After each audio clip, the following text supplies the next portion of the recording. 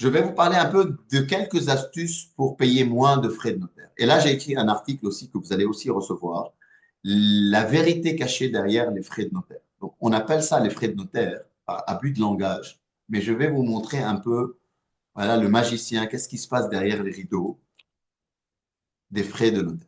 Donc, les frais de notaire, normalement, en Belgique, on paye à peu près 15% chez le notaire, 15 à 16%. Mais ces 15% sont décomposés en trois grandes parties, quoi. La première, c'est les droits d'enregistrement. Donc ça, c'est 12,5 sur les 15. LOL. Ça veut dire c'est la taxe de l'État pour enregistrer le bien. Les droits d'enregistrement, les droits d'inscription, les droits d'enregistrement pour le crédit hypothécaire. Ça veut dire si vous faites un crédit à la banque, en plus de ça, il y a quelqu'un de l'État qui va dire, OK, sur ce bien, il y a un crédit KBC, tu vas payer 1% sur le montant de crédit en plus. Plus il y a d'autres frais liés. Le notaire va faire une inscription hypothécaire, ouverture de crédit, ainsi de suite. Il y a troisièmement les honoraires du notaire. On croit que ce sont les frais du notaire. Le pauvre, lui, c'est pas du tout, c'est pas du tout comme les taxes de l'État, 12,5 et 1, ça fait 13,5 sur 15. Donc probablement, peut-être lui, ça va être 1%. Et les autres frais de recherche administratifs et des documents si vous faites un mandat hypothécaire. Mais bref, ce qui compte, c'est que les plus grandes parties des frais notaires, ce sont des taxes à l'État. C'est ça qui est caché. Ils ne disent pas c'est des taxes à l'État à 14%. C'est énorme. C'est énorme. Ils disent c'est des frais de notaire. On va payer des frais de notaire.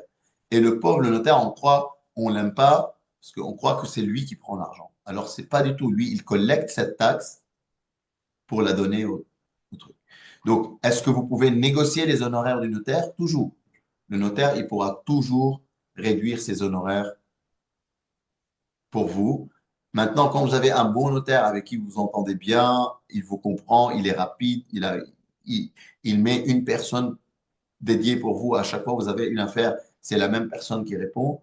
Ben moi, je ne négocie pas ça. Moi, ce qui m'intéresse, c'est réduire ça. Donc, comment je réduis ça?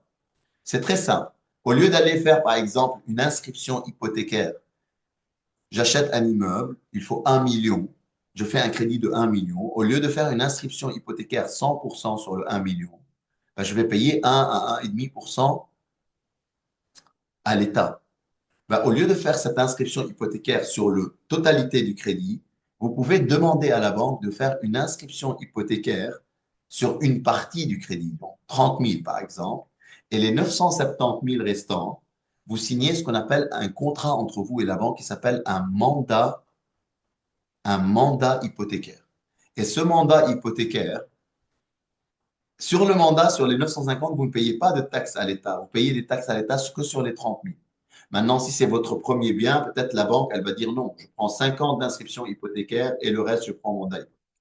Et pourquoi la banque, elle n'aime pas faire ça? Parce que si elle prend une inscription hypothécaire seulement de 30 000, ça veut dire les 970 000 restants, c'est libre d'hypothèque. Il n'y a pas la main dessus, quoi. OK, vous ne pouvez pas vendre le bien en entier, vous devez demander la main levée sur les 30 000, mais vous pouvez à tout moment demander à une autre banque qui vient faire une inscription hypothécaire au-dessus de la première, on appelle ça de rang 2. Et vous pouvez faire aussi une inscription d'hypothécaire de rang 3 et demander de l'argent à d'autres banques. Tant que vous donnez de garanties aux banques, ils vous prêtent de l'argent facilement. Et la banque, la première, elle t'a dit, attends, Dani, moi je t'ai fait une faveur. J'ai fait une faveur pour que tu ne payes pas beaucoup de taxes à l'État. J'ai accepté d'avoir une inscription hypothécaire petite, mais ne viens pas me ramener d'autres banques pour faire des rangs 1, rang 2, rang 3 sur moi. Parce qu'à tout moment, je peux activer mon mandat hypothécaire et j'appelle le notaire et transformer tout le reste en inscription hypothécaire et c'est l'État qui va t'envoyer la note pour payer le reste. Donc c'est un contrat. Le banquier est votre partenaire dans ce cas-là. Il vous donne une faveur pour ne pas payer beaucoup d'impôts, mais en même temps, vous ne devez pas jouer avec lui. Vous devez respecter votre mandat hypothécaire. Et perso, moi, j'ai toujours respecté les inscriptions hypothécaires. Je n'ai jamais ramené d'autres banques pour faire de rang 2, rang 3 et emprunter. Chaque bien, je l'hypothèque seul. OK? Je ne fais pas des rangs 1, rang 2, rang 3, rang 4, des trucs comme ça. Pourquoi? Parce que je veux garder une bonne entente avec la banque. Maintenant, quand je les appelle, c'est eux qui me disent qu'est-ce qu'on peut faire pour toi. Et vraiment, c'est ce partenariat, en fait. Ils veulent prêter de l'argent à des gens qui sont éduqués pour qu'ils puissent gagner des intérêts. C'est comme ça que gagne la banque, l'argent. Donc, premièrement, pour réduire les frais liés à l'inscription hypothécaire, c'est très simple. Vous demandez, il suffit juste de demander au banquier, monsieur le banquier, je veux minimum d'inscription hypothécaire, maximum de mandat hypothécaire. Et là, il va vous regarder et il va dire, ah non, faut arrêter, comment il sait ça? Parce que les banques, ils voient si vous êtes éduqué financièrement. Et si vous utilisez ce vocabulaire-là, bah, il va vous accorder la faveur. Deuxièmement, on veut réduire ça. C'est ça vraiment qui fait mal, les 12,5%. Donc là, on peut les réduire de trois manières possibles. La première, on ne met pas les prix du mobilier dans le prix de l'immobilier. J'ai déjà acheté par exemple un bien à 750 000, il y avait 50 000 du mobilier. OK? Par exemple, là, l'achat du château qu'on a acheté dans The Mine, il est, il y a le prix de l'immobilier et il y a presque 100 000 du mobilier. OK? Le mobilier. Donc, c'est sur le mobilier, ben, j'ai économisé 12 500 ou 15 000 euros de taxes parce que j'ai ventilé les deux. J'ai fait les deux, mobilier et immobilier. OK? Donc, ça, c'est la première chose. Ne pas mettre le prix du mobilier dans le truc. Le deuxième, c'est ne pas mettre les frais d'agence dans le prix de l'immobilier.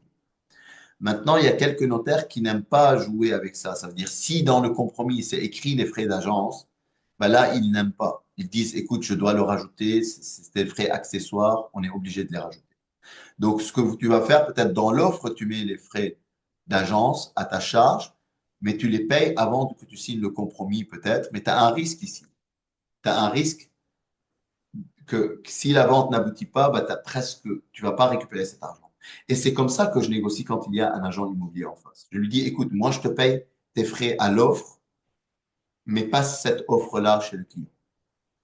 Et il va pas venir faire des comparaisons à droite à gauche. Il dit, écoute, l'agent immobilier, il veut que la vente se passe vite et qu'il touche sa commission. Le pauvre, il travaille no cure, no pay. Ça veut dire, tant qu'il n'y a pas d'acte, il ne touche pas d'argent.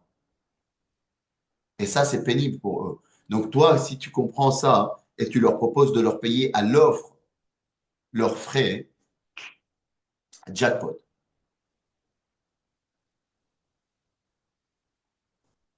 Ils vont pousser parfois pour ton offre. Et donc, là, tu ne payes pas des droits d'enregistrement sur les frais d'agence. Et la troisième, pour réduire ça, ben, c'est très simple. Tu achètes des biens où il y a beaucoup de travaux à faire. Vaut mieux acheter un bien à, je sais pas, 300 000 et payer 45 000 des droits d'enregistrement au lieu et à faire des travaux derrière, au lieu d'acheter un bien neuf à 1 million et tu payes 150 000 à l'État. Vous voyez la différence? Donc voilà, ça, ce sont les astuces pour payer moins de frais de notaire. Les travaux, vous- les banques vous permettent de remplacer l'inscription hypothécaire par un mandat hypothécaire. Le mandat permet à la banque de ne pas prendre d'hypothèque sur votre habitation. Suite à cela, le crédit ne sera pas inscrit auprès des bureaux des hypothèques et donc il y aura moins de frais à payer à l'État. Ne pas inclure les frais d'agence et le prix du mobilier dans le prix d'achat. L'abattement, c'est aussi un moyen pour réduire l'achat de résidence principale. D'ailleurs, qu'est-ce qu'ils sont gentils, l'État? Vraiment, qu'est-ce qu'ils sont gentils, en fait? J'ai jamais vu des gens si gentils. Ils veulent que tu achètes ta première résidence principale. Il faut que ça soit un passif. Vous avez remarqué, on te donne un cadeau pour que tu achètes un passif. Vous êtes intelligent, vous pouvez vous domicilier dedans et louer une partie. Mais regardez leur gentillesse, en fait. Dans chaque région, ils se battent. Qui va donner plus? Ils te- ils- ils t'offrent l'abattement, tu ne payes pas des frais de notaire. Et en plus, toi, tu es tout content, tu as acheté une résidence principale, un passif, et tu vas faire une pendaison crémaillère. Tu vas te pendre et tu vas inviter tes potes et tu vas faire le mec fier que tu as ta résidence principale. Mais en fait, ce que tu n'as pas vu, c'est que tu es rentré un peu plus toi, dans la rat race. Et en fait, là, ça va être difficile. Tu ne vas pas quitter le pays facilement. Tu ne vas pas quitter ta région facilement et ta commune facilement. Et ton école va être à côté de cette maison, l'école des enfants, et ton travail doit être à côté. Et en fait, tu as vu comment tu es limité? Qu'est-ce qu'ils sont gentils. J'ai jamais compris pourquoi on l'appelle une pendaison crémaillère. Tu te pends, on t'achète ta résidence principale. Maintenant, il nous faut une résidence principale. Mais OK, tu es intelligent, tu as vu comment on achète notre résidence principale, et au pire des cas, écoute, c'est un passif, mais tu vas travailler dur à côté pour que les actifs que tu as payent ta résidence principale. Comme ça, si tu as envie de partir, tu pars. Tu n'es pas obligé d'être travaillé pour payer ta résidence principale. Ça, c'est de l'esclavage moderne. Quelqu'un qui travaille 40 ans de sa vie pour payer sa résidence principale, il est à côté de la plaque. En tout cas, c'est juste qu'il est zombie. En fait. Il est pas éveillé, il n'est pas aware. Il n'est pas aware de comment fonctionne le système. Si tu veux être libre, je te dis, il existe un autre monde. Quand tu sors la tête de l'eau, il existe un autre monde. Je suis quelqu'un qui est passé par un chemin similaire que le tien. J'étais enfoncé dans la rat race. Et tu vas y arriver. Et vous pouvez négocier un peu les honoraires du notaire, ça fait pas mal. Parfois, ils se font plaisir.